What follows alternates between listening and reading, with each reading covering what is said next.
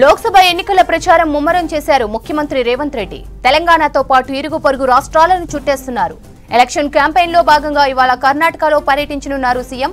మధ్యాహ్నం 12 గంటలకు గుర్మిట్కల్లో కాంగ్రెస్ సభలో రేవంత్ పాల్గొంటారు. ఏఐసీసీ చీఫ్ మల్లికార్జున్ ఖర్గేతో కలిసి ఎన్నికల ప్రచారం చేయనున్నారు.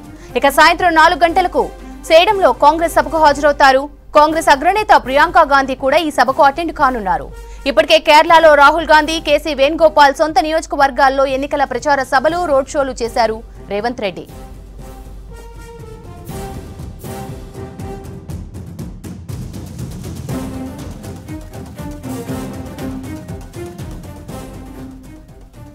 లోక్సభ ఎన్నికల ప్రచారం ముమ్మరం చేశారు ముఖ్యమంత్రి రేవంత్ రెడ్డి.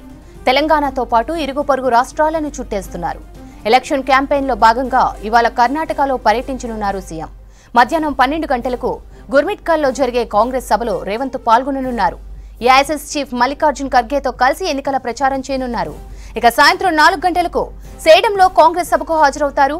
కాంగ్రెస్ అగ్రనేత ప్రియాంక గాంధీ కూడా ఈ సభకు అటెండ్ కానున్నారు.